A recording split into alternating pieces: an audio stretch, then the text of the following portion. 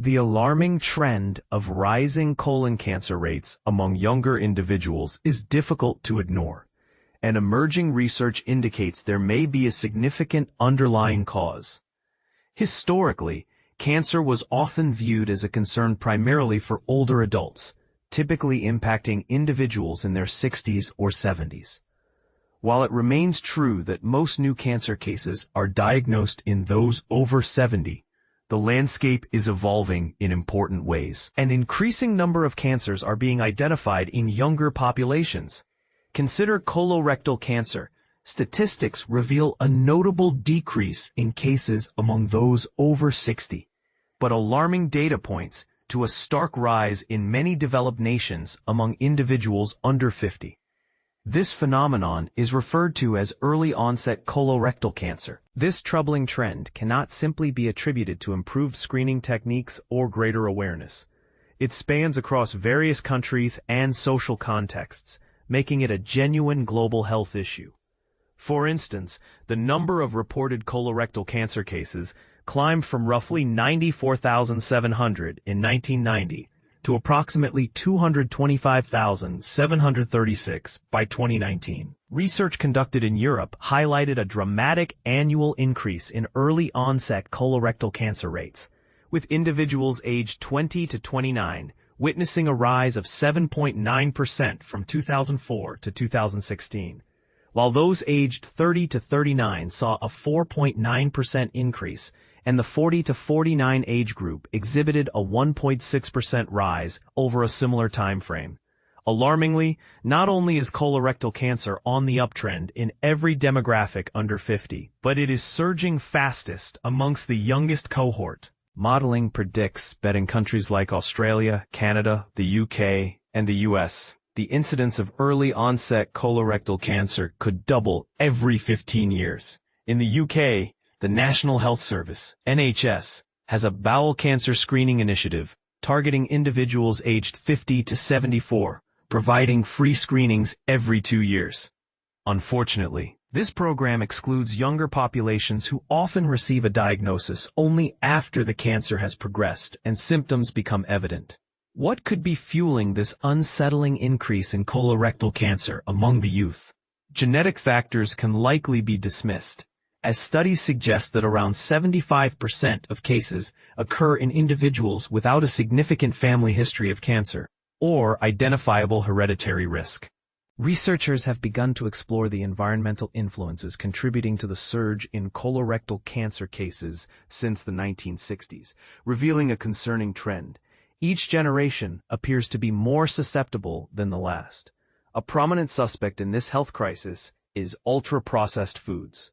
A 2025 review published in the prestigious journal Nature Reviews Endocrinology underscores the connections between these foods and health issues. Ultra-processed foods are typically factory-manufactured snacks, pre-prepared meals, sugary breakfast cereals, carbonated beverages, processed meats, and various fast food items.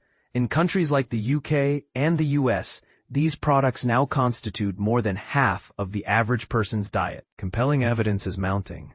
A significant study featured in the British Medical Journal examined 3 large cohorts of Americans over several years, focusing on the relationship between ultra-processed food consumption and colorectal cancer risk.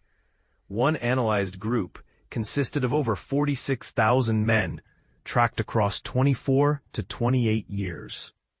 Those with the highest intake of ultra-processed foods faced a staggering 29% higher risk of developing colorectal cancer, even when accounting for overall dietary habits and body weight. This suggests a pressing need for further research into how ultra-processed foods might trigger cancer at a biological level. Interestingly, while ultra-processed food consumption has been widely linked to the obesity epidemic, a known risk factor for various cancers, this study raises an intriguing question. Could ultra-processed foods pose a cancer risk even to individuals of normal weight? In simpler terms, do these foods carry health dangers regardless of whether one maintains an active lifestyle or has a healthy weight? Diets abundant in ultra-processed foods have been associated with disturbances in insulin regulation, persistent low-grade inflammation, and shifts in the gut microbiome, factors that are all noted contributors to cancer development. Our dietary choices can profoundly influence cell growth, immune system efficiency, and the microbial communities in our intestines, which help manage inflammation and immune responses. Studies in animals have shown that emulsifiers, additives, and artificial sweeteners often found in ultra-processed foods can incite intestinal inflammation and promote the growth of tumors. Furthermore, a lack of dietary fiber and protective phytochemicals, beneficial compounds found in plant-based foods, can disrupt the gut microbiome, essential for optimal bodily function. It has taken decades of investigation for the medical community to reach a consensus that tobacco use leads to lung cancer and that alcohol consumption elevates the risks of breast and liver cancers. The upcoming decade may witness ultra-processed foods being recognized as a significant risk factor for colorectal cancer, especially among younger adults. This isn't a scare tactic. It's a reflection of recent findings presented in meticulous and extensive studies. What we consume plays a far more critical role in our health than many may realize. If smoking was the quintessential cancer adversary of the 20th century, then the overconsumption of ultra-processed foods might very well be its ominous counterpart in the 21st century. While scientific consensus isn't yet fully established, evidence is rapidly accumulating. It has often been stated that food serves as medicine, and increasingly, we are discovering that our dietary choices can also be pivotal in prevention.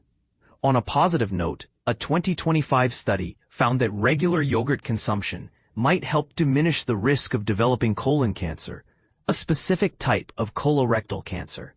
So if there's one crucial message to glean from this discussion, it's to incorporate more yogurt into your diet while steering clear of ultra-processed foods.